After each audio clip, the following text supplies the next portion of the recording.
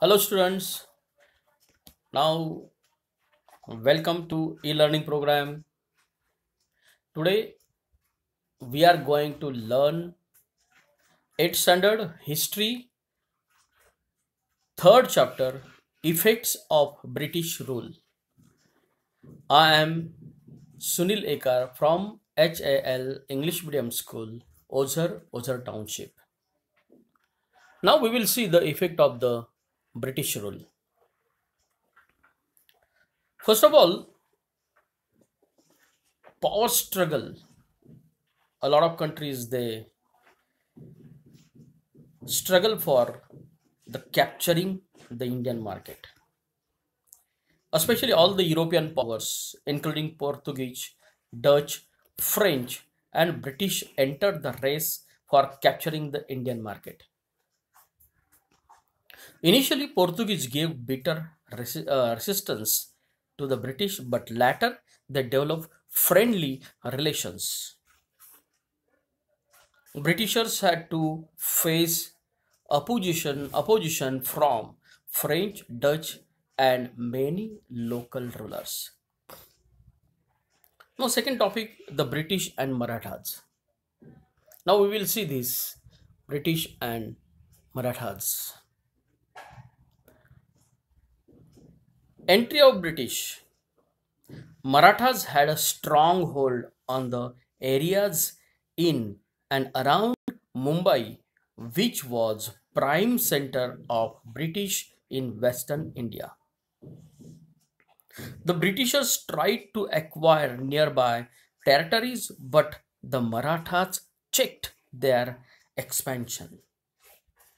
It was only after the death of Peshwa Madhavrao that they got entry in Maratha politics. Raghunath Rao, in his greed for the seat of Peshwaship, sought help of the British. First Anglo-Maratha War. Three wars were fought between Marathas and the British during 1774 to 1818. As the Marathas fought unitedly, the British were defeated in the First Anglo-Maratha War,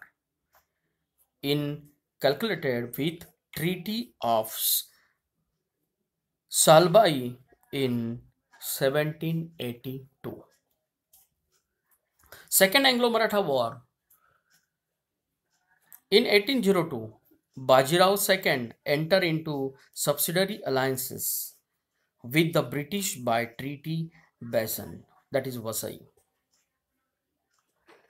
The Second Anglo-Maratha War took place as some Maratha Sardars opposed the treaty.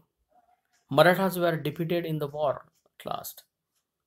Third Anglo-Maratha War is there. The defeat of the Marathas lead to the increase in interference of the British in Maratha state. Bajirao II declared war against the British as he could not tolerate their inferences.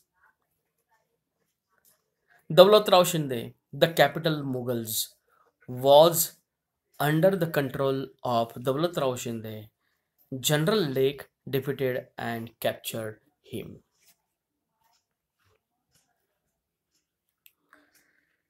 The Subsidiary Alliance.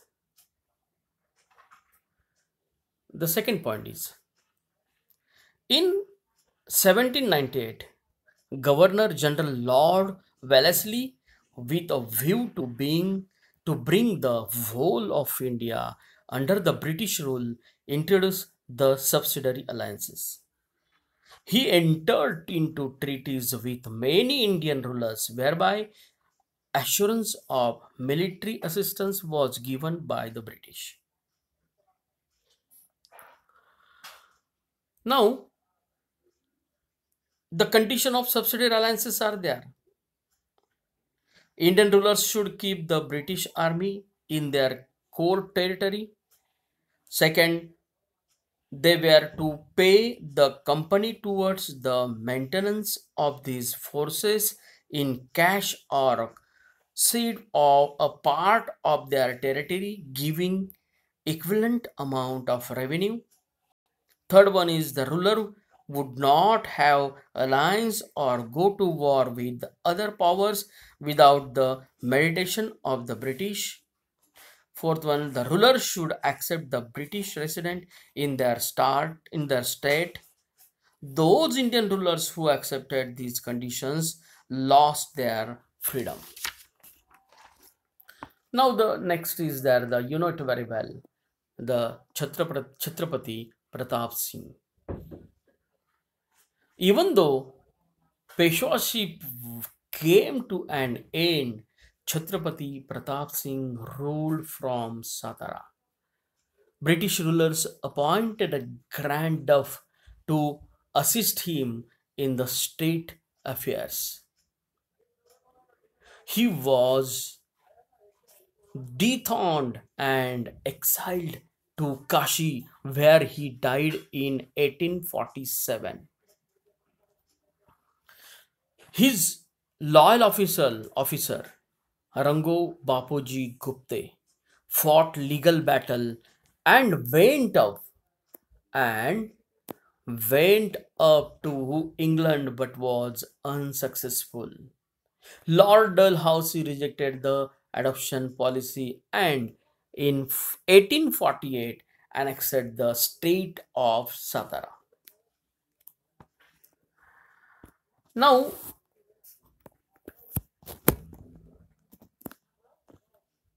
there is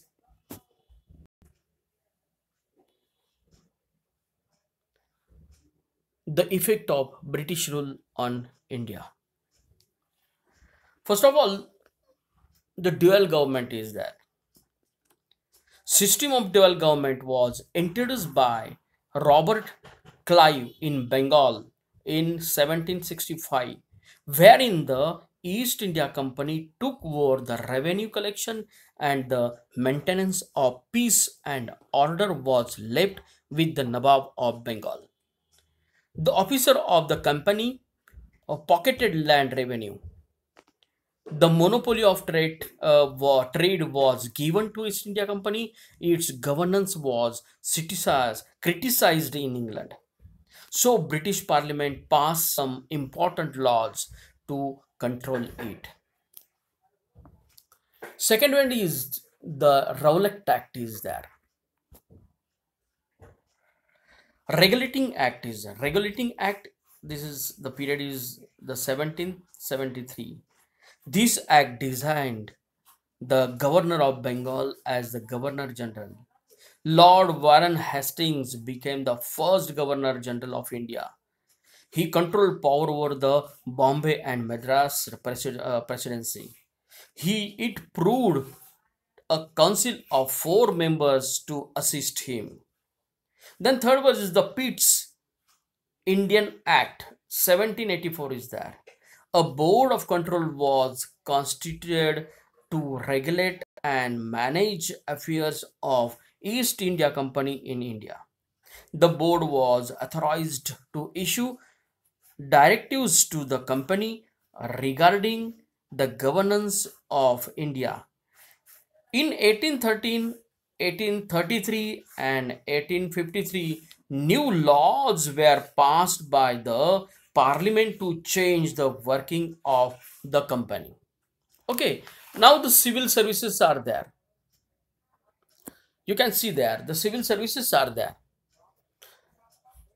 The Lord Cornwallis introduced bureaucracy in India to strengthen the British rule in India.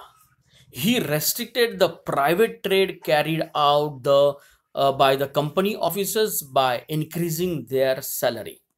He divided two territories occupied by the British into a district for administrative convenience. The district administration was headed by the district collector. The district collector undertook work such as collection of revenue, administration of justice, and maintenance of law and order. These officers were appointed through competitive examination called Indian Civil Services, that is ICS. You know it very well. The second one is the military and the police force is there. The military was responsible for to protect the Indian territories, to secure new territories. Okay, we see here to protect the Indian territories, to secure the new territories, and quell uprising revolt against the British in India. The duty of police force was to maintain law and order within India. This is the main function or the responsible for the maintain law and order in India is there. Fourth one is the judicial system is there. It was modeled after the judicial system in England. A civil and criminal court were set up in every district. High courts were set up to reconsider the judgments of the district court.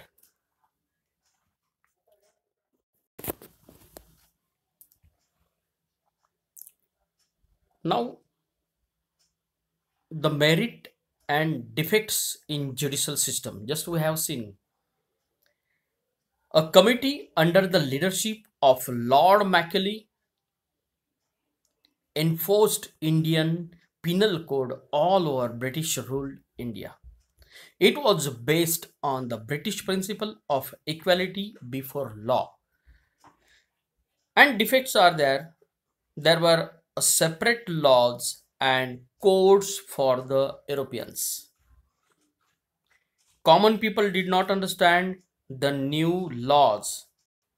Justice was very expensive and time consuming as cases remained pending for years.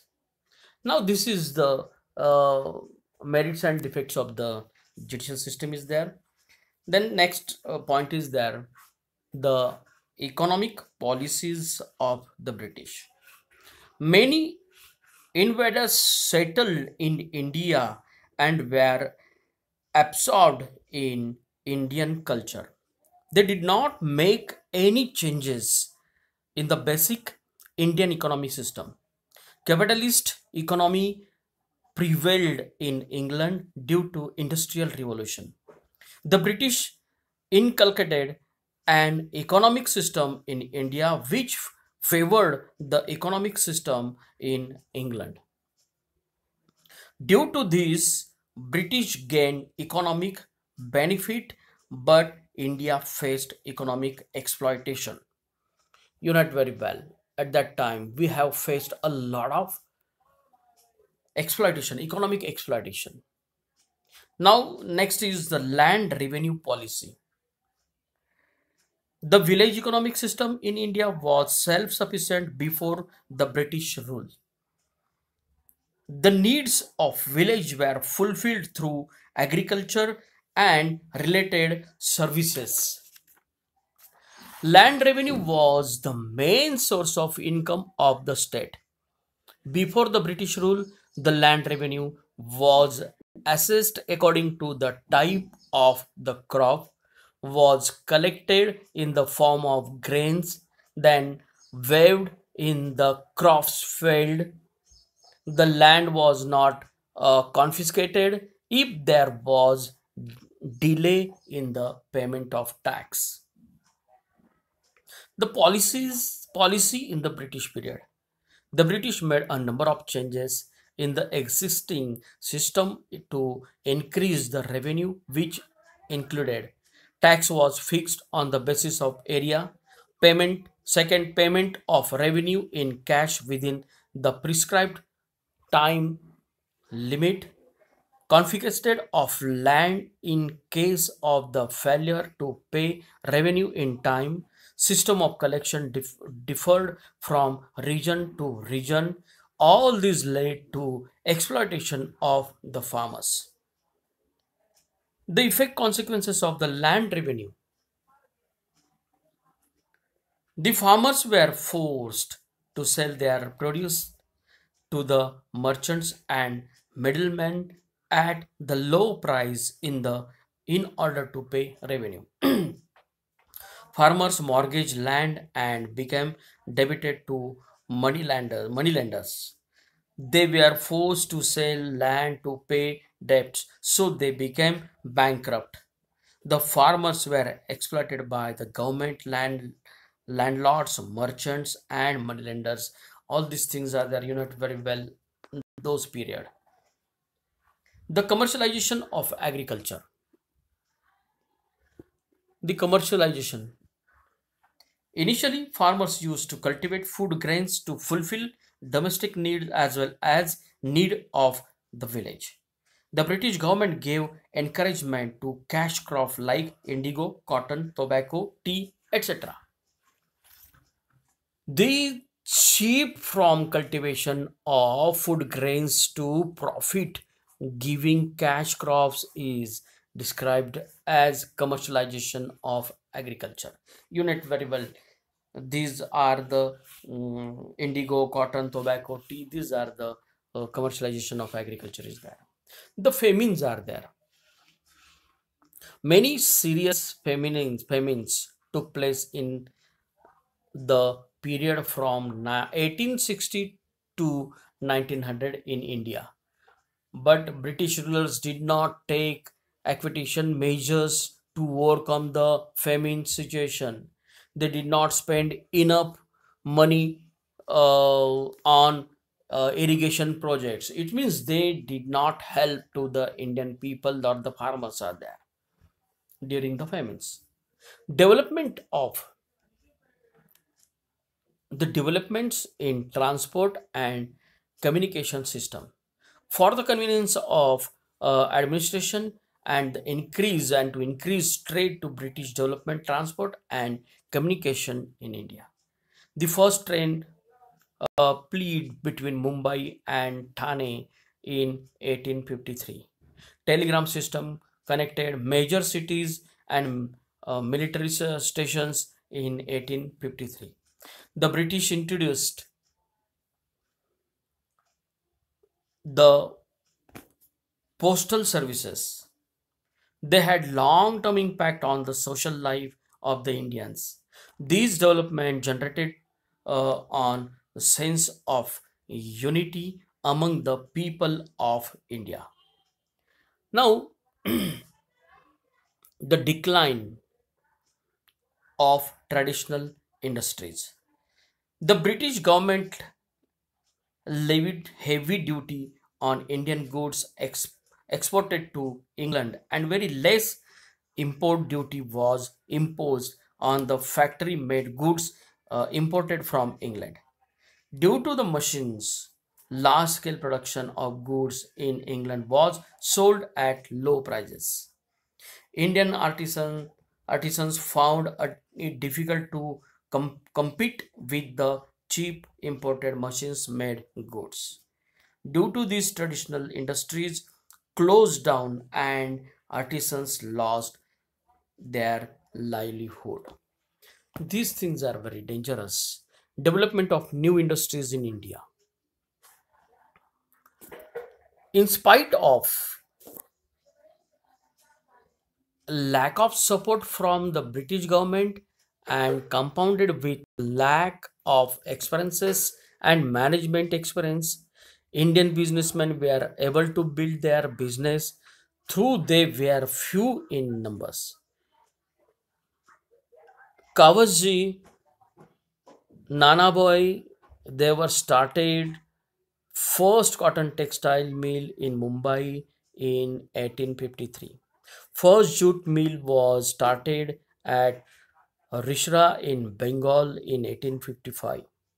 Jamshedji Tata started the first steel plant, the Tata Iron and Steel Company at Jamshedpur in 1907. Coal, metal, sugar, cement, and chemical industries also developed gradually. Now, the social and cultural effects.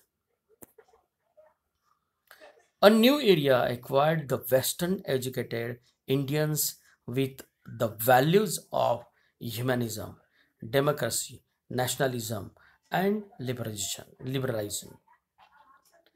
To understand Indian society, the British encouraged the study of Indian history, literature, arts, and music. Sir William Jones founded the Aesthetic Ascetic Society of Bengal in Calcutta in 1784.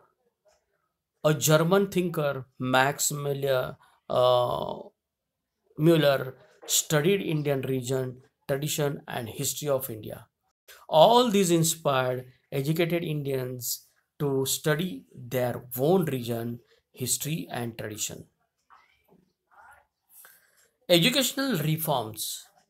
Educational English education was introduced in India on the recommendation of Lord Macaulay in 1835.